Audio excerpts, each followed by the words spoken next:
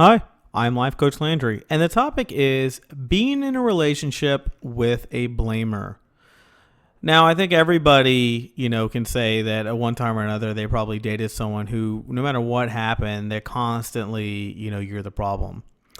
It's heartbreaking when someone we love sees us in a way that doesn't feel true or positive, but just because another person, no matter how much we love them, relates to us as bad or guilty does not mean that those things are true. We can mourn this person not knowing us or not seeing us correctly without having to become the object of their blame. Further, we do not need to convince the other of who we are to be who we are, right? So if you're with someone who's constantly blaming you for stuff and calling you certain things and doing something, then I would tell them, where the hell have you been? Because this is the person I've been the entire time. And if you haven't recognized that or you're shocked by that, you obviously haven't been paying attention to who I am. Or if it's on the other side of the fence of they're blaming you of things that are clearly not you, you say the same thing. You clearly have not been paying attention to the kind of person I am because those things do not describe me. And I won't have a relationship with someone who sees me any different. We need not convince them of our own innocence to be innocent. We can simply choose to reject their projections, to return them to sender, if you will. Their projections belong to them. We can let them pass through us. While we feel and grieve the gap between who we are and who they see us as, it's not a gap that must be in some cases bridged. Sometimes, let it be. While we can't control what another person thinks about us or how they may distort the truth, we can most definitely control what we do with their thoughts. We can't control whether another person will listen or be interested in our truth, right? But we can control for how long and how much energy we will attempt to correct their version of the truth. We can also control how and if we want to continue in a relationship with someone who chooses not to relate to who we actually are.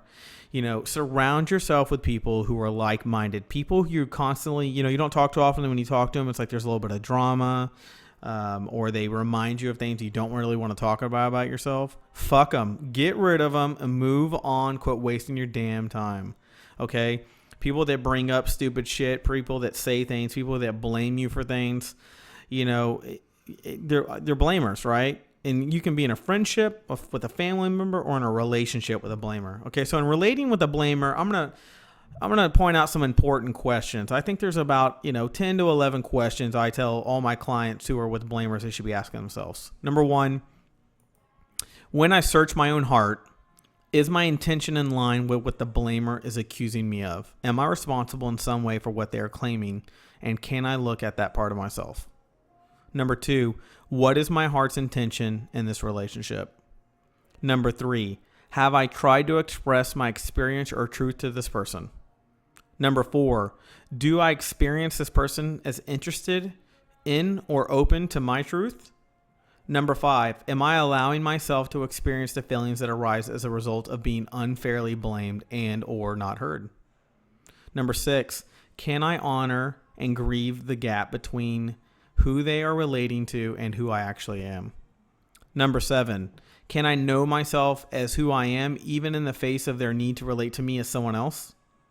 Number eight, can I allow their negative projections to remain with them and not take them in as my own? Number nine, can I let myself be who I am and know myself as who I am, even with the person believing that I am responsible for how they feel? Number 10, can I honor myself as innocent, even in the face of guilt they are assigning to me? And number 11, do I want to remain in a relationship with someone who sees me in a way that is out of alignment with who I know myself to be? And if so, why? Okay, number 11 is so important. I'm going to read it one more time. Do I want to remain in a relationship with someone who sees me in a way that is out of alignment with who I know myself to be? And if I do, why? Longing for others to see and know us as we know ourselves, and of course, in regard us positively, is an integral part of being human. And yet, we can't always change the way another person relates to us or who they need us to be for them. Fortunately, we can't always change the way we relate to ourselves. No matter the narrative, the fucking tsunami they try to throw at us that we face, we can always be that kind of curious presence for ourselves. And which wants to know what is exactly true inside of our heart, and thus to know us, who we really are.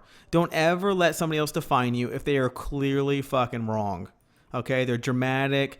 They're projecting their own negativity, their own insecurity on you. Let them own it. Let them be it. And when you tell people who do this to you, you say, that's not me, and I don't ever want to be looked at like that again. So unless you can bring a different conversation to me in a more reasonable, resolving with the best of intentions to resolve and move forward conversation, I'm not interested in any further conversation with you.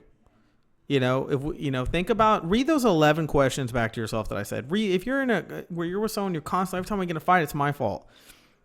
Now, if you have self-esteem issues, you're going to say that no matter what. Okay. So get your self-esteem in check first. But if you're a healthy person, you got a good family life, you got good friends, you got good things going on.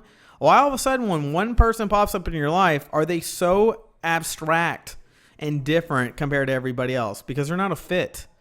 And the way they see you is not the way other people see you and do things with you. So if you're with someone, all of a sudden you get all this fucking drama. You got all these accusations coming at you. But when they're not around, none of that exists. You're not fighting. You're not having little small arguments with people. Everybody's just getting along. There's no being cynical and accusing you and looking at you things and blaming you for things. And life just seems to float on when that person's not around. Get rid of them. They're no good for you. All they're doing is dragging you down like a bunch of rocks in a backpack. And remember, your progress in your life depends on how much weight you carry and how much bullshit you carry around. When you carry people like that around, you're walking really, really slow.